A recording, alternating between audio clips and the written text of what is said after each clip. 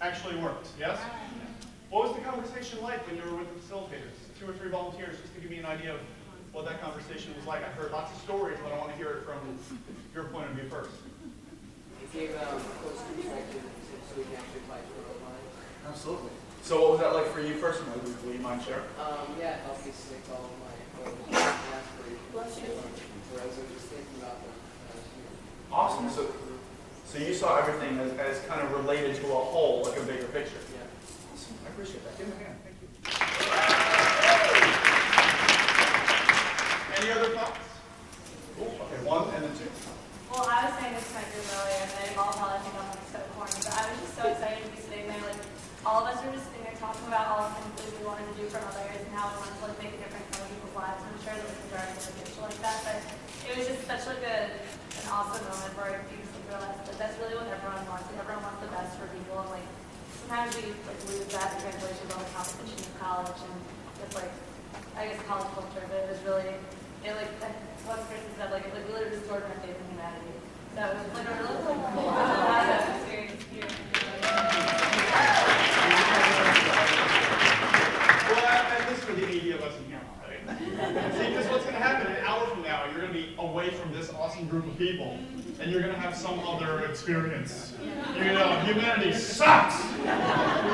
So don't forget the conversations, and don't forget what happened while you were here, because there are other people like us. And let's face it, we are fan-tastic. We really are.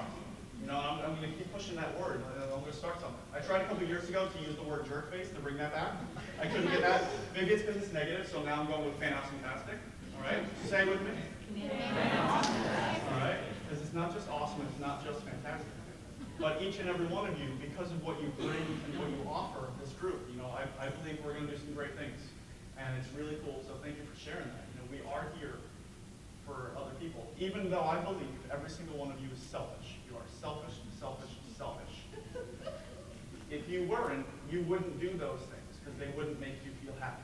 Mother Teresa, in all her glory and all her compassion, was a selfish woman because everything she did made her feel good. If it didn't, she wouldn't have done it. So I want you to continue being selfish. If you don't want to call yourself selfish, call yourself self-full. Right? Like self-full, you're right, not full of yourself. I'm not going to teach that anymore. But you get my point. So I love that you doing you means that you're helping others and working with others. That's awesome. Thank you for sharing. Your thoughts?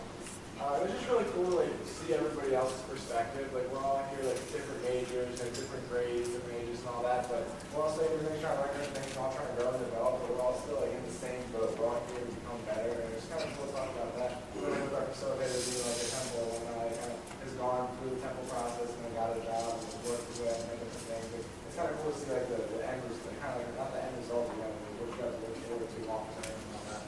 Just kind of putting everything in perspective.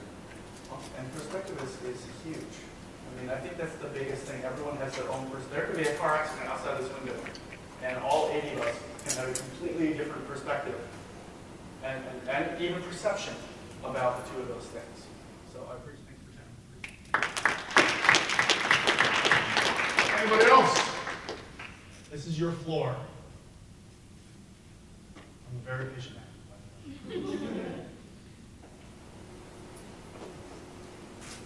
Well, I think it's great that all of you chose to come to this because it just shows that you want to be better for yourself. And I think that Lauren always struggles with how do I sell this idea of leadership to students? You know, because most of you, if you're in college, you're already thinking, I'm a leader already, right? You know, but you all are coming here to make a difference in your lives that you hopefully will then make a difference in someone else's life. So. Can't touch over me.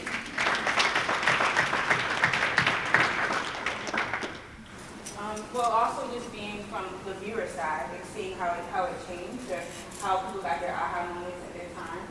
And so throughout our group, they kind of developed. I knew a couple that was, did Diamond Leader, so they have that, and I know some that did Leadership.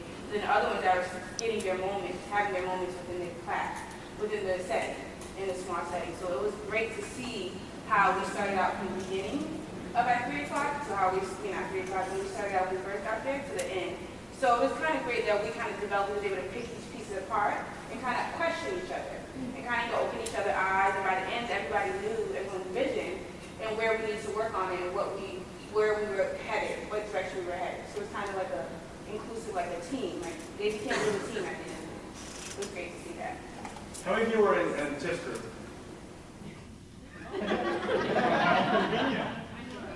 One of the things maybe you heard, maybe this is just me or maybe this is how you heard, this group was having moments together.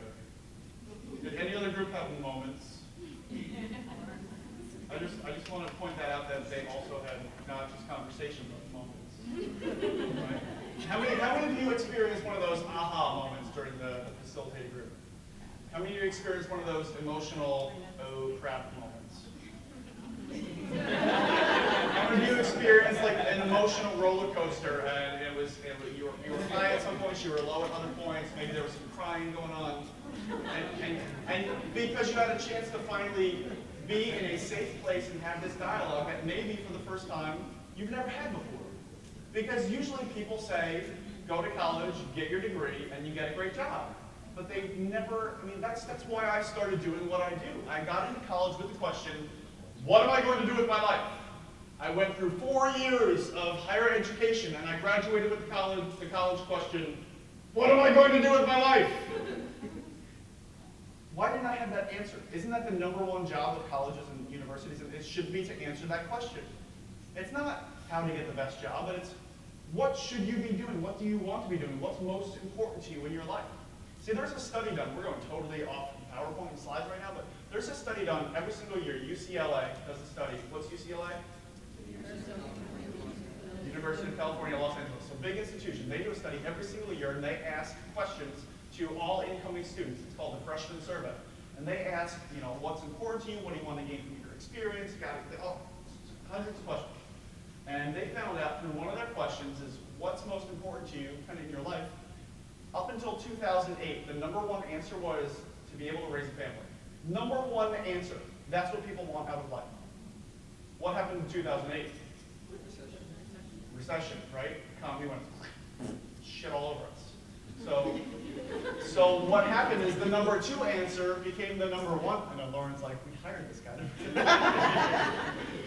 The number two answer became the number one answer. This is really important. The number two answer up until the recession was to be better off financially. That became number one in 2008. Yet, if you take a look at colleges and universities all across the country, there are 4,218, something like that number. I forget it, but there's over 4,000. There's only one institution that has financial education as part of its core curriculum, meaning you have to take it before you graduate. And there are 0 that have family education as part of the core curriculum. Yet these are the top 2 goals of students attending the campuses. You gotta have a WTF Wednesday, Thursday, Friday moment and say, what is going on? Some of you are just getting that now. It's okay. Right? So my frustration is we're not answering one of those other questions. The top couple is, well, what am I going to do with my life? We have to answer that. And so I am honored, I'm thrilled that you allow me to be, a leader, a facilitator here, and you allowed, yourself to open up in front of the other facilitators to have that dialogue to answer the question that most people aren't asking. So I appreciate that. You guys are fantastic for doing it. And to sitting through it and to being a part of it and to participating and just making the most of it. So I appreciate it, and applause, hats off to you. You're awesome. So I appreciate it. So we started by asking the question, what is the purpose of purpose? So turn to the person on your left, on your right, ideally someone you haven't really talked to yet, and ask them that question. Say, what is the purpose of purpose? What have you gained so far from the morning session, the afternoon facilitated session? What is the purpose of purpose? Ask somebody, got a quick conversation, do that now.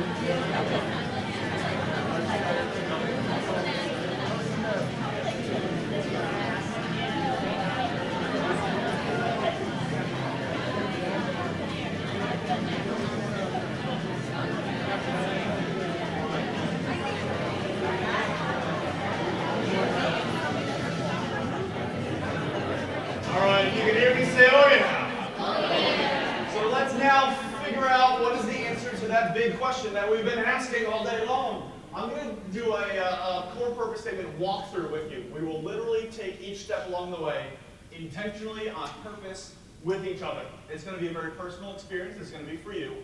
So the one thing that I asked, that you can do whatever the heck you want to do, but the one thing that we asked was save that last sheet in your handout for the last session. Did everyone have a chance to do that? You left that whole sheet, or you know what I'm talking about? You left that blank. fill in everything. Some of you are like, wait, we started doing that. That's fine.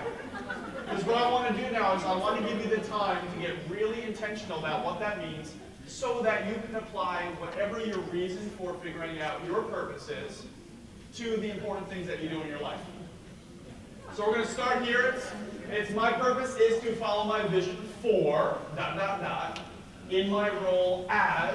and we'll take some time to fill that in by using my genius for whatever your genius is within my passion for, so we had that conversation about passion, so that you can create the achievement of blank. And so if you take out your handout, your workbook, whatever you want to call it, on that last page, there's space for you to write this not once but twice. The first time is practice. You get to brainstorm. You can write on the back of sheets. You can write anywhere you want. You can make it digitally. Well, we're going to take some time, and this will probably take about 20 minutes. So this will be the majority of our final session together. We'll do a little walkthrough conversation. All right? So let's start from the top. My purpose is to follow my vision for blank. Take about 2 or 3 minutes from all the conversation that you've already had. Begin to write down in your draft section, start there unless you already did. What is that bigger purpose that you have for yourself over the next 4 years? What is the vision? What is the thing that you want? Not what you're good at, not what you're interested in, but what is it that you want in your life? So for example, my wife decided a couple years ago what she wanted in her house. It wasn't how we were going to get the house. It was just the things that she wanted. 3.5 bath, downstairs basement, all this kind of stuff. So what do you want? What are the 2 or 3 things on your list that you are obsessive about having in your life? What is your vision? So take what you wrote earlier when I gave you 5 or 6 minutes, even a little bit longer, when you saw that vision, that movie play out, and condense that into one single statement. What is it that you want?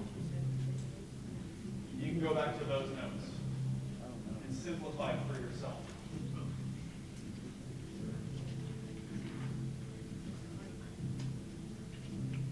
It could be, I want world peace. It's not, I want happy. Don't say I want to be happy. Happiness is an emotion, it's not a goal. You can be happy whenever you want. What do you need to be happy?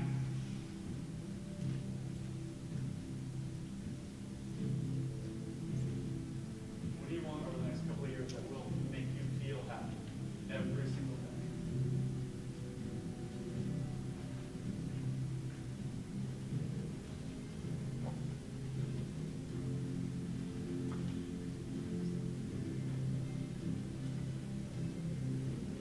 If you write it down, and you read it, and it makes you smile, it gets you excited, it gives you the tingles, you know you're headed in the right direction.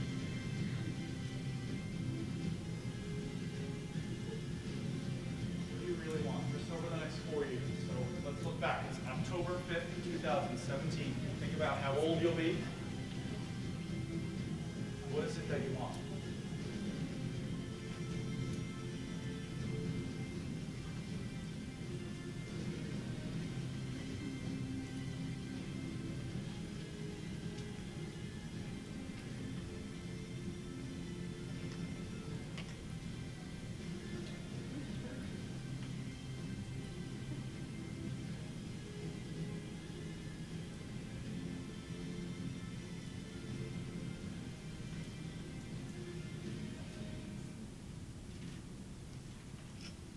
Have at least one idea, at least one thing.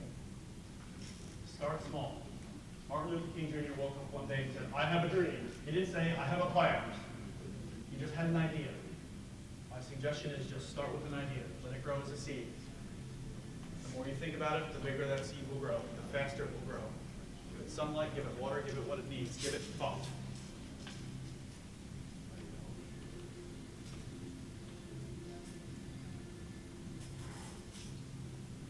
The more clearer you get, the easier it is to get it.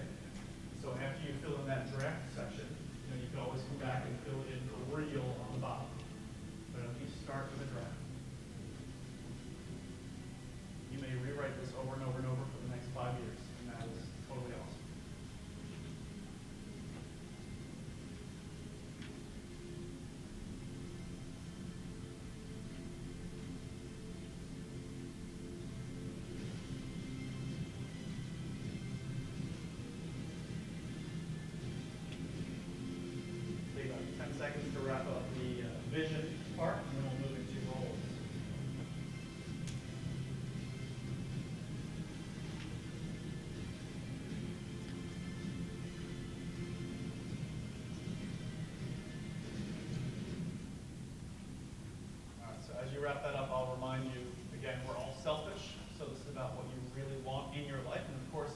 about something awesome for other people and making other people happy, and that's probably going to fit in there.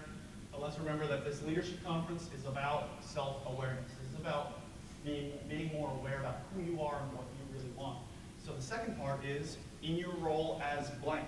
So figure out the roles that you have in your life, whether it's going to be future husband or wife or significant other, it's going to be father, or maybe it's son, daughter, brother, sister.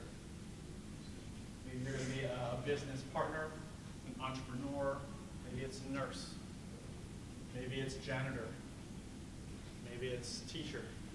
What are the roles that you'll play in your life?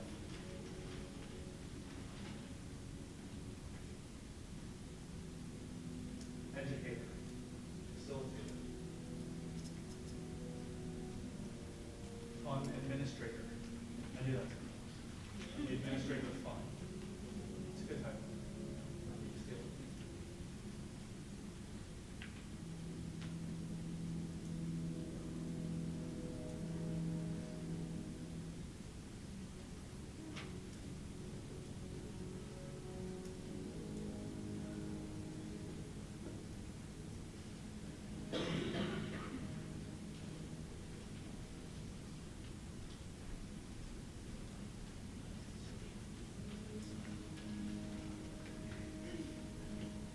Outside the professional box. It doesn't have to be a career, but it's also the things outside of your career.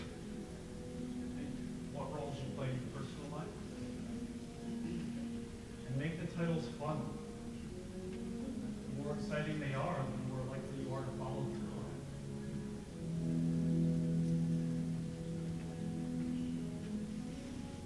it. Fitness is easy. Take a role. Marathon.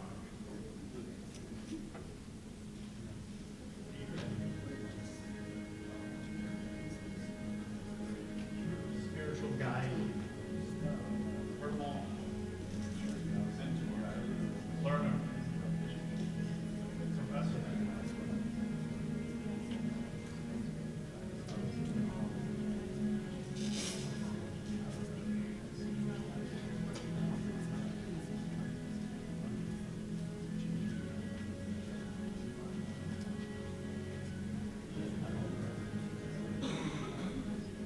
Good on roles.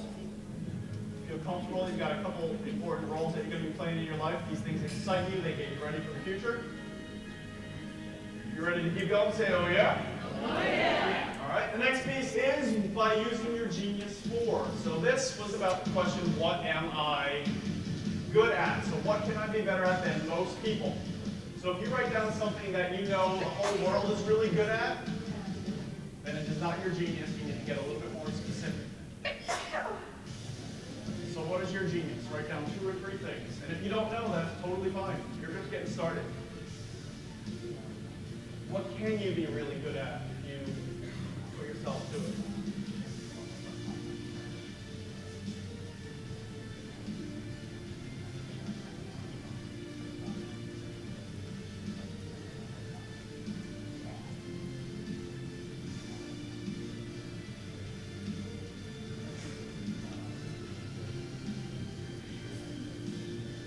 For example, one of the things that I figured out is I'm very good at simplifying things. Pretty good at engaging people from a stage and helping people come up with really good questions and get better answers in their life. So what really specific things do you offer within your Genius profile? Whether it's leadership, relationship, creativity, management, what is it that you offer? If you don't know what that specific skill set is yet, just put your Genius profile for now. Within my Genius for creativity, within my Genius for management. And I will figure out what that is specifically over time. And then you put every ounce of yourself into figuring out what is that thing that I offer. Because guess what? People pay for Genius. They don't pay for average. Well, they do, but they pay really low salaries.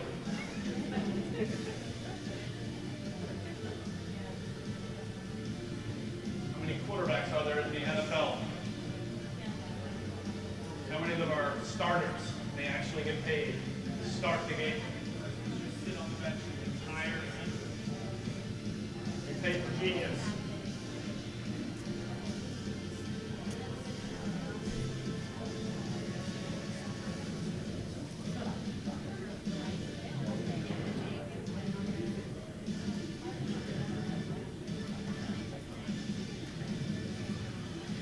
Does everyone have at least 2 or 3 ideas? Or at least they fill in the genius profile? Yes? Ready to keep going? Is this helpful so far? Yeah. We're making sense of it, right? It's all coming together. The whole point is to integrate everything. Another thing that I'm great at, I'm an integrator. Everything has to connect to everything else, otherwise it's going to feel disconnected from our lives. So how do we connect it all? The next piece is within my passion for. And this is where you ideally want to write down an industry. So my passion is personal development within higher education. That is what I love, that is where I live. So what is that industry of yours? What is that thing that you love more than anything? You will ultimately die for it. You will die because of it, or you will die doing something about it. It could be music, it could be healthcare, it could be social work, it could be sports, it could be marketing.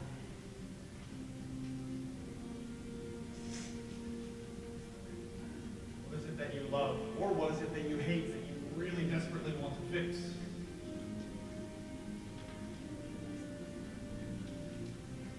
Maybe need lectures, that's why we don't have a podium here.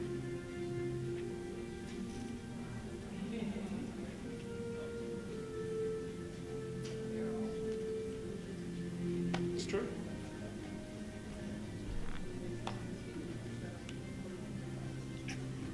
I will hide behind all of them. We'll play a game. Okay.